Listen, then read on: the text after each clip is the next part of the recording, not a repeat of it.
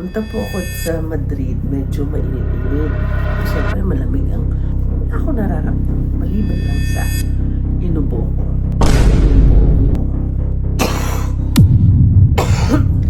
Punta ako sa clinic. So pagkapunta ko ng clinic, ayan, yun nga po, hindi po ako pwede pumunta. Kasi nga po ako ay na-isolate. So na-isolate. So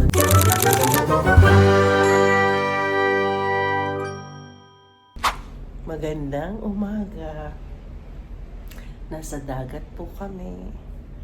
At malapit na po sa Venice. Ay, Venice tuloy. Sorry. Nice and sa Nice ang ang aming barko. Papakita ko sa inyo yung paano pa lang kami, papunta pa lang. Ito po. Yan na. Cha-cha-cha-chan. Parang nakakatuwa, Ayan, palapit na palapit. Palapit na palapit. Diyan na po ang Nice. Nakikita niyo, tumukuti-kuti tapos yung mga ilaw. Magdadakto na alas 8.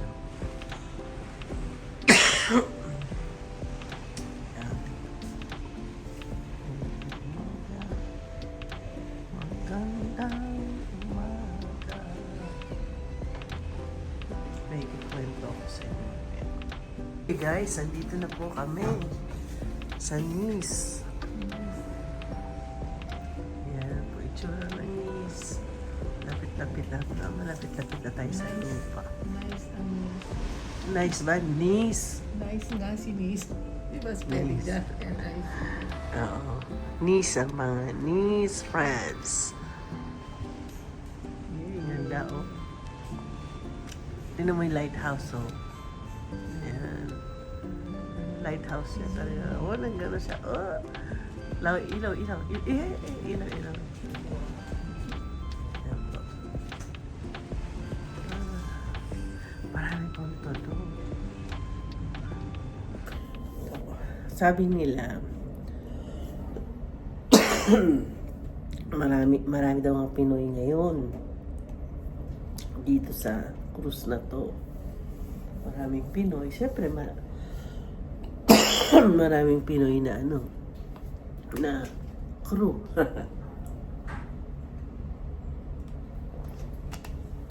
Alam niyo, hindi po ako nag-video na pinuntahan ko kagabi ang clinic.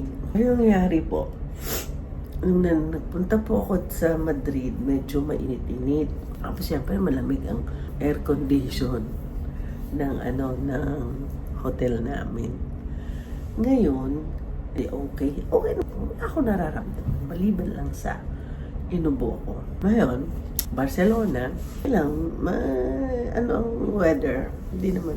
So, na kami, itong first excursion namin, yun nga lang, yung pagpunta namin sa barko, pag nakita niyo sa isang video ko, ang haba po ng pila.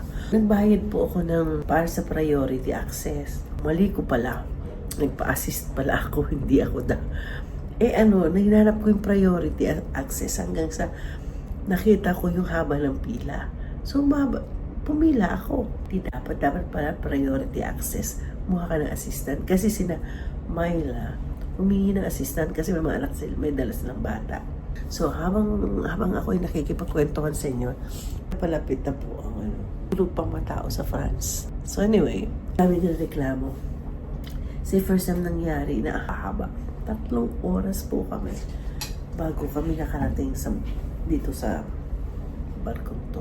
Kasi ang nagbago kasi may bagong immigration law ngayon dito. Kami mga US citizen, dati noon libre kami. Yung basta pasok kami, hindi namin kailangan ng visa. So by May 20, magkakaroon na talaga.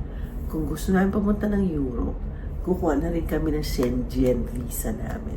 I think mga $17 lang yun. You can do it online and magpapabiometric kami. Marami po sila. Ang Barcelona, wala po silang tamang gadget. So yung mga bumababa na, so nung umaga, yung mga bumababa na mga pasahero. Maraming na-stuck. So, hindi sila pwede magpapasok pa. So, noong una talagang galit. Maraming galit na galit. Kasi, pero ngayon, okay na. Naintindihan ko na, pero nainis ako. Nagbayad hindi ako ng priority access. Ang ganda ko. Pakita ko sa inyo yung ano. Pakita ko ulit sa inyo yung ano. Habang kami naglalano sa nalahan. Ayan. Padaong na kami. Ayan, papunta na sa... Nakikita niya na yan, no? Nakakatuwa, no? Ayan. Tapos. So, nung... balik tayo. Nauubo na ako. Makatilalamunan ko. Nag-ano na po ako, nakapag first excursion po ako. Nagpunta kami sa... Ano na yung pinunta namin? Malit daw na castle yun. Canstelet. Pero makita nyo, ang ganda-ganda. It's a hilltop. Tapos nagpunta kami sa dagat. Video ko, dalang video yun. Anyway, kinakain ko yun. Nung gabi, hindi naman po masama ang katawan ko. Inuubo lang ako. Yun lang. Pag nag-uubo ka, siyempre, para ka napagod. Itong kapatid kong abogado, may nursing degree din niya. Lawyer siya, pero nag-aral ng nursing. Ngayon, so niya punta tayong clinic, 6 o'clock pa ng gabi. Hanggang 8 o'clock yung clinic. Punta ako sa clinic. So, pagkapunta ko ng clinic, ayan, tinest na ako, bla bla bla. So, pwede namin kunang kayo ng COVID test. O sige, siyempre, isang ganun, swab. So, habang na ganun, punta ko sa isang room na nakahiga naman ako. Tulog nga po. 40 minutes ang hintay. Yung kapatid ko nakakaawa, siya yung naghintay. Hi, lo and behold, ako po ay hindi ako positive sa influenza. Ganun pala. Once na ka, lahat pati mga yan, nagbibigay, nag-ano ng mga pagkain na room service. Alam mo lang kaagad, meron isang ma-isolate. Kaya ako po ma-isolate. So, ngayong araw na ito, so pupunta ang kapatid ko at sa asawa ko sa Nice in Monaco. Yun nga po, hindi po ako pwedeng pumunta. Kasi nga po, ako'y na-isolate. So, dito ako mamaya-maya kung anong gagawin ko, either mag-live ako or what. Bahala na. May papakita ko sa inyo habang nag-ano na naman yung pagdaon namin sa So, yun, mamimiss ko po ang Nice at saka yung Monaco. Pero alam mo, parang blessing na rin in disguise. Kasi, well, actually, matagal ko na talagang gusto pumunta ng French Riviera, Nice, at saka Monaco. So, pwede ko naman puntahan by land, hindi na by sea. So, yun, matagal ko na talaga yun yung supposedly, birthday gift ko sa sarili ko sana. Kaya lang, nasa Paris kami nagpunta. Yan. Wow! Ang ganda. Ang ganda-ganda. Babalikan ko kayo mamaya. Kasi may kami dito. Issue. Okay, dito na lang kami mag-dock. So, mga iba, sasakay sila dito. Yan sila sasakay. Yung isa naman dito, naghihintay-hintay. Okay guys, nagpa-room service ako. At hindi ako lang naiwan. Lahat sila umalis. So, wala tayong choice kundi magpahinga. So, ito po ang breakfast ko for today. Ay, habang ako po ay alam mo yan? So, lagay ko muna dito. Yan ang breakfast ko. May coffee. Ay, for 2. But for 2, dapat for 1 lang. So, habang ako po ay nanonood na po ako ng deal or no deal episode ni So, anyway, breakfast na muna ako. So, mamaya tingnan natin kung gagawin ko habang ako ay na-isolate ngayon. Okay, magandang tanghali, dumating.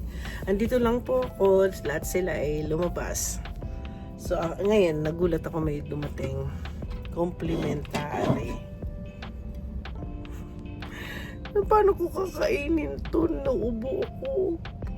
Gusto ko siyang kainin pero hindi ko makain. Nang ganito po kasi ilang beses na po kasi sumasakay sa Norwegian. At the same time, yung they still acknowledge yung panalo ko noon sa casino noon. Tapos hindi ko naman ginawa yung libreng cruise.